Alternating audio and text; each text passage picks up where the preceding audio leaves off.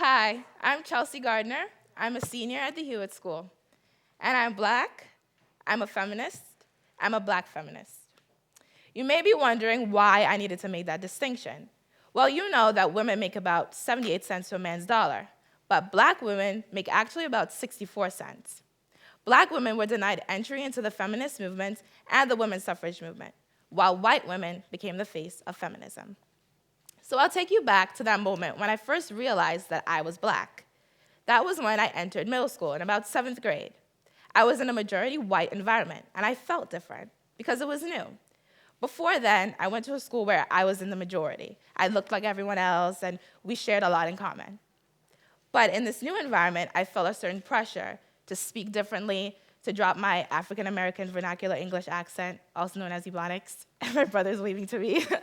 Hi. And I felt a certain pressure to wear brands that I never even knew of before. I didn't want to volunteer my apartment in case we had a group project, because I knew it paled in comparison to those of my peers. But it didn't take long for me to realize that I was judging my peers based on their race and class in a way that I wouldn't want them to judge me. So once I realized these stereotypes and moved to let go of them, I found that I was able to fit into my community more.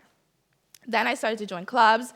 I joined the newspaper, I joined Model UN, I did basketball, and I found that I was becoming a leader without even knowing that that's what I was doing. But still, being black has affected how I act in white spaces. And this was shown to me when I was running for president last year. At first, I didn't want to run because I didn't think that as a black person, I could represent a group of white students. How were they supposed to look at me and think that I knew what they wanted? But I decided to run anyway because I knew I had the skills and I knew I would do a good job. So when I was finally elected, that showed me that my peers were able to connect with me on a level beyond my race. There was some similar experience that I touched on that allowed them to vote for me. But it took a lot of courage and a lot of confidence to get up and run.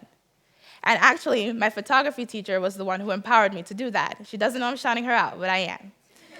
So I do think that it takes a lot more to empower a girl of color, because my definition of a girl of color is that I'm underrepresented in media, in politics, in institutions of higher learning. I need more representation. I constantly have to prove to people why I'm supposed to be in spaces that weren't originally designed for me or for people like me. Being a girl of color means to me that I can't fail.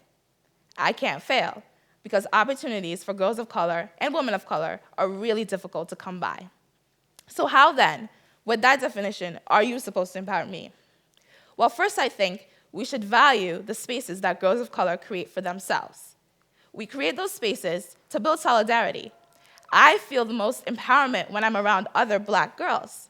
And these spaces can range from formal things like an affinity group to an informal setting, like a lunch table where we all gather. Because we're called minorities, and so when we're all together, we feel bigger than we might be. And secondly, I want you to acknowledge me as a black girl. Why not? My race and gender were the first two things you probably noticed about me when I first came out. And that's great. I want you to notice that, because my race and gender are central to my identity, and without that, I wouldn't be who I am today. When you say to me that when I look at you, I don't see a black girl, that hurts me. Why shouldn't you see a black girl? I want you to see a black girl, so long as you don't treat me differently because of that. And lastly, in my personal experience, I know that it's difficult for me to be honest about challenges that I'm facing to white people, because I don't want to affirm negative stereotypes about my racial group. I don't want you to think that I'm intellectually inferior or that I'm lazy. I feel this burden to represent black people well. So it's often hard to just say to you, I need your help. But I felt the most support from teachers who listen to me without being defensive and who don't shove my experiences under the rug. They know that my life is more difficult than theirs because of our race, and they acknowledge that, and that makes me feel good, even though we can't really do anything about it right now. So I want you to know that there are so many different types of feminists. You can burn your bra and be a feminist. You can be a man and be a feminist. You can shave your legs and be a feminist. But what's important is that when we sit down to talk to each other, we respect the view that everyone is viewing feminism through. So I'm Chelsea. I'm Black. I'm a feminist. I'm a Black feminist.